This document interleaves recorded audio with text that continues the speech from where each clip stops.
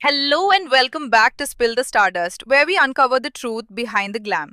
जब रानी इंडस्ट्री में आई थी तो उसकी पहली मूवी कुछ खास नहीं चली थी। उसके बाद उससे मोस्टली सेकंड लीड के ही रोल्स मिलते रहे, लेकिन बड़े बैनर की मूवीज के अंडर सेकंड लीड मिलना उसके लिए काफी मददगार साबित हुआ और इसने रानी के करियर को आगे बढ़ाने में हेल्प की। रानी की लाइफ के कुछ पहलू श्रीदेवी से मिलते जुलते हैं। श्रीदेवी मोना कपूर की दोस्त थी बोनी से पहले, वैसे ही रानी मुखर्जी भी आदित्य चोपड़ा की पहली वाइफ पायल खन्ना की दोस्त थी। पायल से पहले भी वो आदित्य को जानती थी, लेकिन अच्छा रिलेशन पायल के साथ ही था।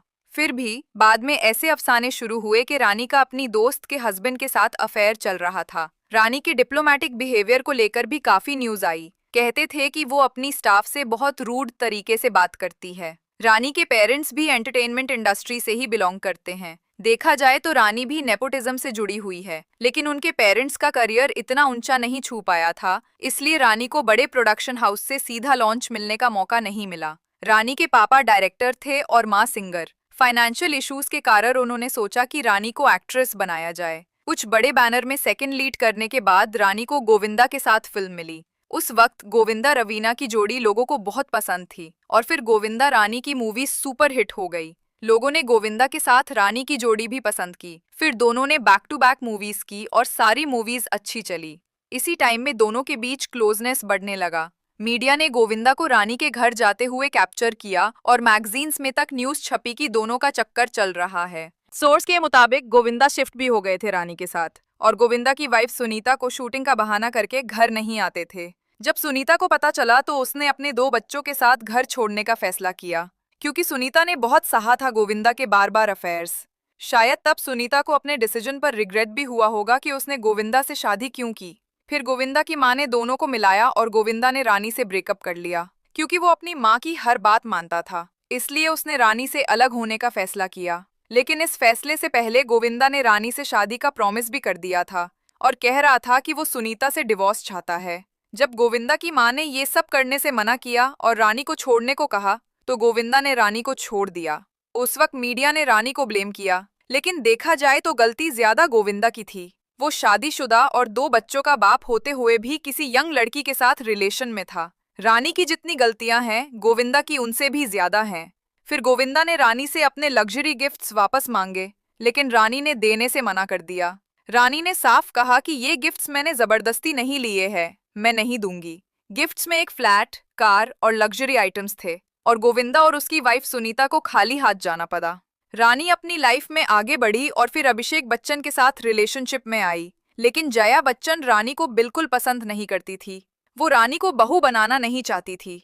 फिर आई रानी की फिल्म ब्लैक। इस मूवी में अमिताभ भी थे और फिल्म में दोनों का एक किसिंग सीन था। शूट के बाद जया ने इससे एक्सेप्ट करने से साफ मना कर दिया। कुछ समय बाद अभिषेक ने ऐश्वर्या से शादी कर ली और जया अब भी रानी के प्रति रूठ थी।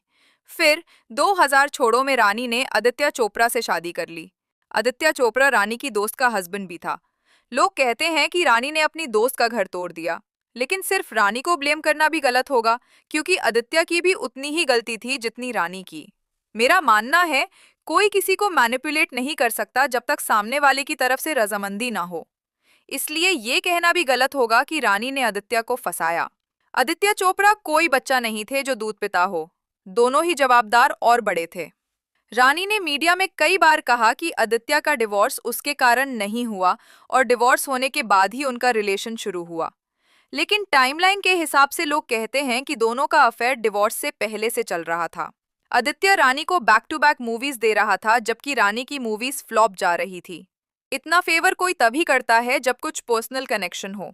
मूवीज में रानी पॉजिटिव रोल्स करती है, लेकिन रियल लाइफ में कुछ लोग उसको नेगेटिव मानते हैं।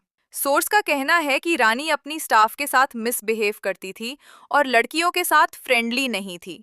रानी ने एक इंटरव्यू में कहा कि लड़कियों को खुद को सेफ रखना चाहिए, सेल्फ डिफेंस सीखना चाहिए। अगर नहीं सीखती तो उनकी गलती है। ये स्टेटमेंट कुछ लोगों को नॉनसेंस लगा। हर लड़की के पास सेल्फ डिफेंस सीखने का प्रिविलेज नहीं होता, इसलिए उनको गलतियों का दोष देना ठीक नहीं।